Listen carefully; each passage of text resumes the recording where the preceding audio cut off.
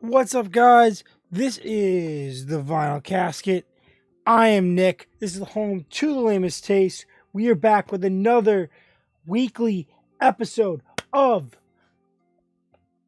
live weekly comic book reviews, which, if you don't know, every week we get our stack. We read our stack. We bag and board our stacks. We take the picks for the gram for our mini posts over there. And then we review them with you guys live every single week. Before we get started, I was going to ask you guys to do me a major favor. And please check out my YouTube channel at The Vinyl Casket over there on YouTube. I got some videos on there. I got one that is really blowing up right now. I'm trying to spread it out. I got to start making the playlist of all the different videos and start hyperlinking everything. But it would mean a lot to me if you guys check that out. I have some more trailer reactions that I'm planning on doing. I have some book reviews I have to do. I have to do the manga I read the month of April. So that will be done most likely this weekend. And with that being said, we're going to get right into it. But hold on, there is one book I got to talk about that came out a couple weeks ago that I was finally able to get. I was having a hard time with my shop getting this series so far. Every issue has been a problem. This is issue 4 of Angel by Boom Studio. This is, I believe, a 6-issue miniseries that is standalone. It is not connected to either the Buffy Vampire Slayer series that just ended or the Vampire Slayer series that just started. This is on its own. It happened before the 25th anniversary issue came out. And this issue was awesome. I liked the whole guerrilla warfare, splitting the teams to take out these two characters, to bring this one character back into the good graces. I'm excited to see where this story goes. This kind of wrapped up the first arc, but it's only a 5 or 6 issue miniseries, so I'm kind of what's going to happen with the next issue. I don't know where they're going to go, but I really enjoyed it, and I'm just really sad that it took me so long to get it. Hopefully I get issue 5 when it comes out. I was plagued with problems with this series, but it's been great, and this is an easy 8 out of 10. Unfortunately, it will not be able to go into the weekly roundup, which is a show that drops every Tuesday on YouTube at Manny Reads Comics. That is his channel. Me, him, and on Instagram, it's Omni City Comics. Every Tuesday, there's an episode of the weekly roundup, which we talk about our top 3 comic books from our pull list that week, plus our favorite covers, what we're anticipating to come out the next week, and our disappointing moments of the week. Unfortunately, that will not be able to be part of that series, which sucks because it could have easily made my top 3 when it came out. We're gonna hop into it. We do Indies, Marvel, then DC. This is such a weird week because it's very tight, but at the same time, I don't think anything super duper incredible. I don't think any month winners. I don't think any of these books are gonna win the month of May.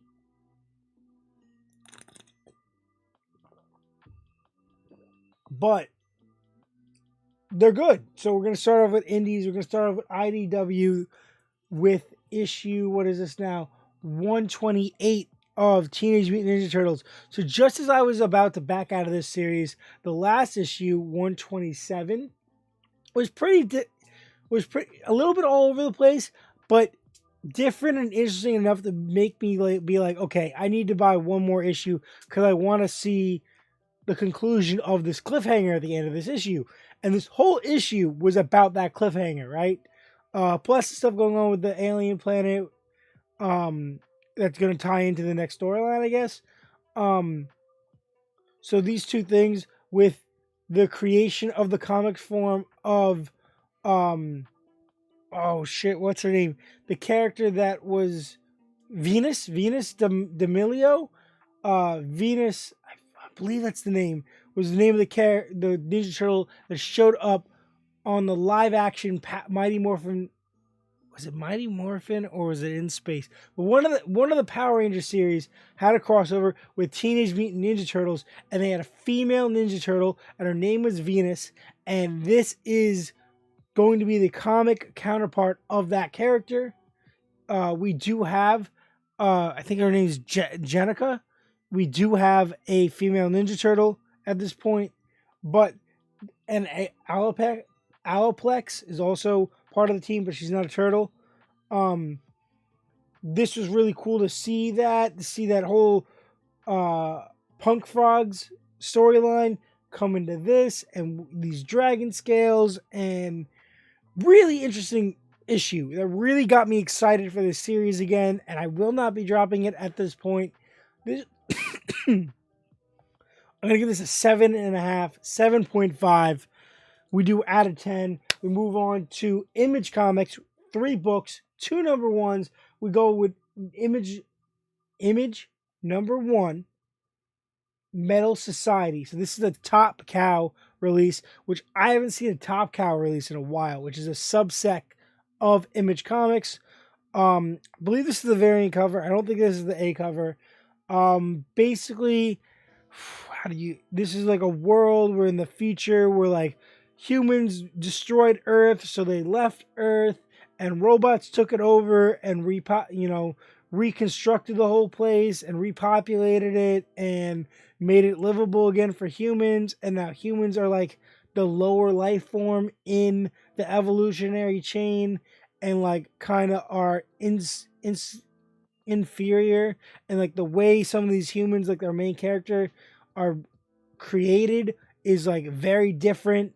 Like robots kind of rule over humans, and in this like match we're about to get into, this big fight in Metal Society, which I love that it's called Metal Society, not Metal Fight. It's Metal Society, right?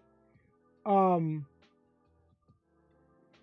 very excited because there's a big boxing match that's about to happen between this champion of this robot boxing league and this human that is like genetically engineered to be able to punch through steel, and she is championing this resistance that is going to allow humans to overcome and regain what they deserve. But she wasn't created through like reproductive means. Like, it's very interesting. Like, she's very interesting. We don't know that much about the robotic character yet, but the human character, we get a lot of development. I really liked the art and the coloring. I really liked the pacing here. I like the development and the background we're getting. I'm really excited for issue 2. I'm really excited for this series. I'm giving it an 8 out of 10. We move on to issue number 1 of Image's Twig, which is a Scotty Young and Kyle Stram series with this variant cover by Scotty Young himself. I have been very excited for this, as have my 2 co-hosts of the Weekly Roundup. We've all been excited for this. And this blew me away. This was even better than the previews, than anything I expected. This was awesome. The concept of like this weird little character with this weird little friend with these abilities and this job structure, and like his dad had this job and his dad died, so he's taking on this job, which is so crucial to bring these things to this guy who then tells him what to do, and then he goes on quests. So he's going, and he gets there at the end, and that guy's dead, and there's this whole big mystery of what happened, and it's really freaking cool. I'm really excited about it. I'm going to give this a 9 out of 10. I thought this was colorful and bright, well-paced, interesting, unique, different, fun. I've been waiting for this for a while, and it truly did not disappoint. And then our final indie book of the week is where is the issue number on here? Issue 14 of Radiant Black with that variant cover. I thought this was a brutal, violent, feral issue where our main character really went balls to both main characters were having, there was a big heart-to-heart here, a big revelation between the 2 characters that have both been Radiant Black. And then a bunch of villains that got their butts kicked by Radiant Black, like annihilated. And And honestly, it was so cool to see that. It was so much fun to watch, to read this. This was a solid 9 out of 10. This series, Kyle Higgins has been blowing it out of the park. Phenomenal issue. We move on to Marvel with the Alpha issue of Spider-Man 2099 Exodus. So this is celebrating 30 years, I believe, of Spider-Man Beyond, of Spider-Man 2099, with the variant cover with that 2099 border. I wish it was a hard, like a card stock with foil, like the originals were. These borders were foil. Awesome. So this is Alpha leading to Exodus issue 1. There was a theme this week. There was a lot of, you had Metal Society, which is in the future. You had this issue that was in the future, and then there's another future issue later on.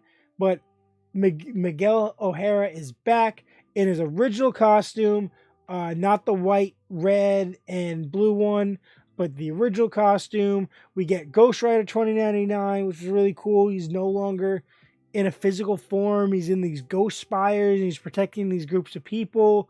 And it was a little convoluted and confusing with the Cabal and this weird organization that's tricking people into doing things to just kill people. Then they're going to throw them under the bus, and they're like creating mutations, and it was kind of confusing, but towards the end, I was enjoying it. I was enjoying his interaction with Ghost Rider and that whole aspect of it. And I'm excited to see where it goes. I'm going to give it a 7 because I think it could have been better, but it was still enjoyable. Artwork was pretty good, and it was a solid title start of this cool little mini series when we get into issue 4 of Ben Reilly Spider-Man with the variant cover. I believe this is Jurgens or Bagley. This is either Jurgens or Bagley.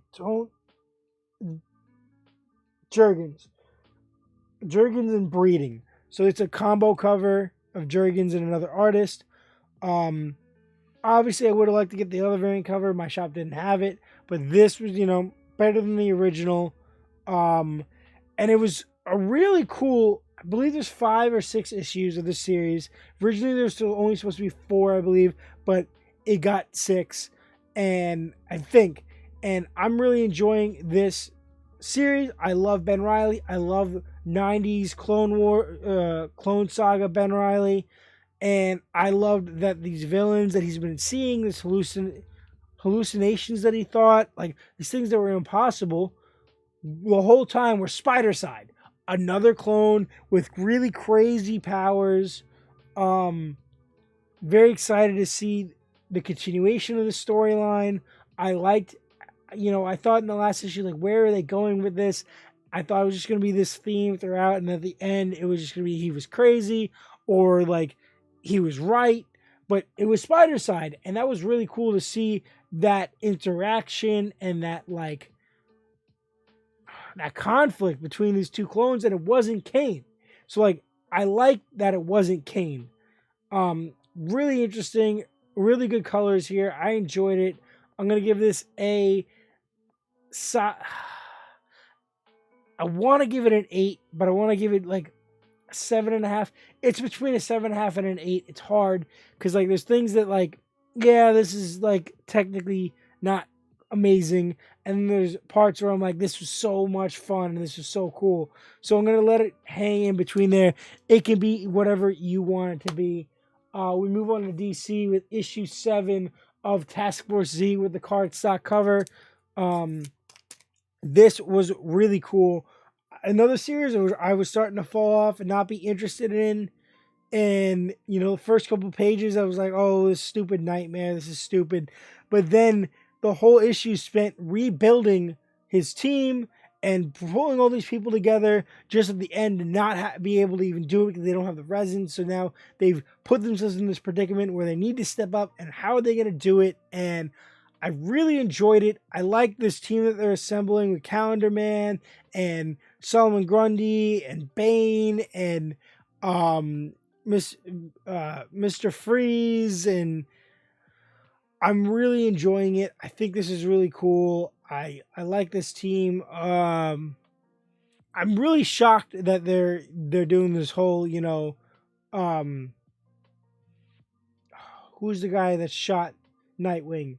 He's working with Red Hood, which I didn't see that coming. KG Beast. Um, I would have thought, he kicked Bane off a roof for killing Alfred. I would think he would have destroyed KG Beast for shooting Nightwing. Um, Solid issue. Got me really interested in the series. I believe it's gonna end soon, probably at issue 10.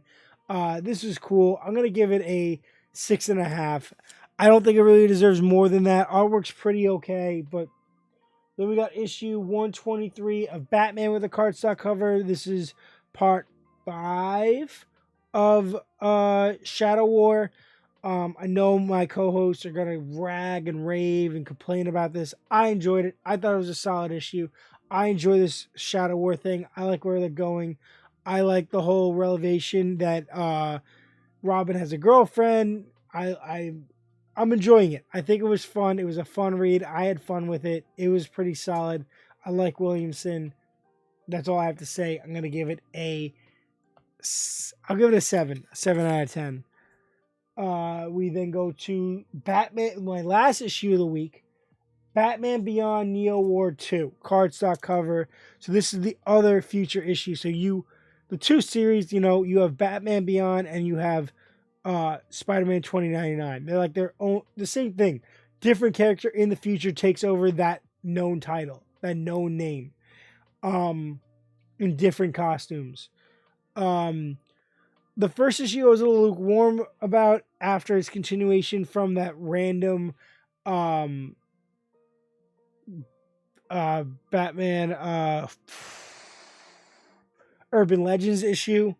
I didn't think that was appropriate to take such a random niche storyline from like it's like a niche thing, a collection of comes out once a month, has a collection of different storylines for backup characters in the Batman universe.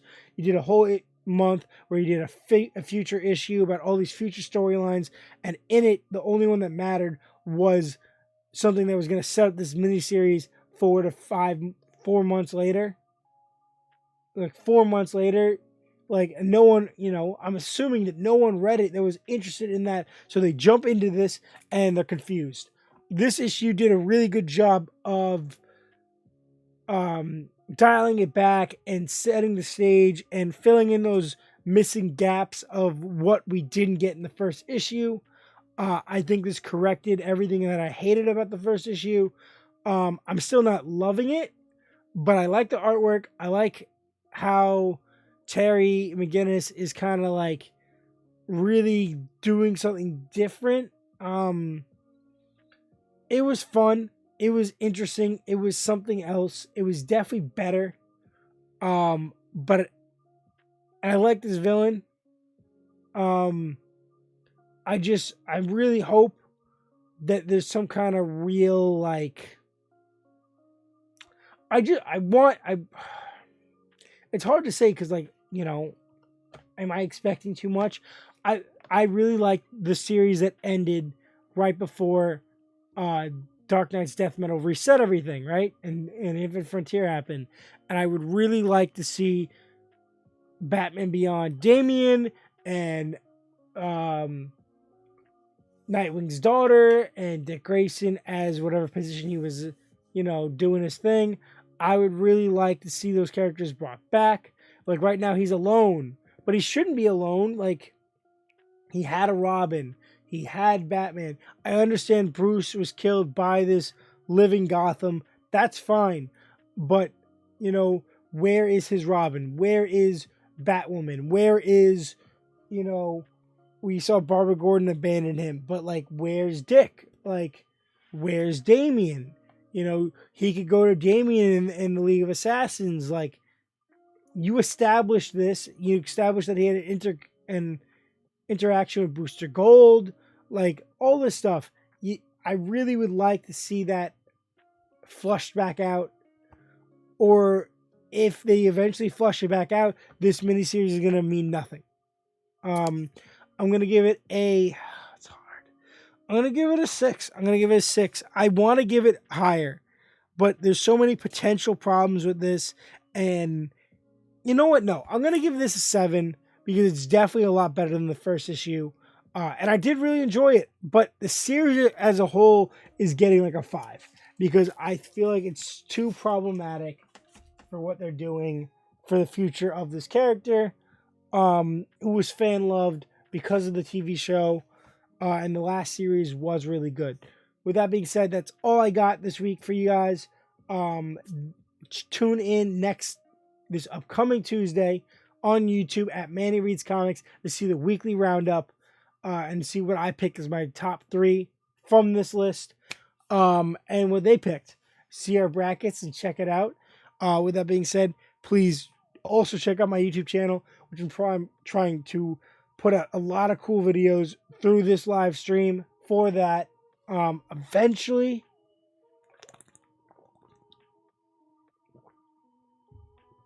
if I can get the momentum going over there, I will start editing and making YouTube specific videos besides my album reviews. And yeah, that's all I have to say. Thank you guys so much, and remember to stay lame.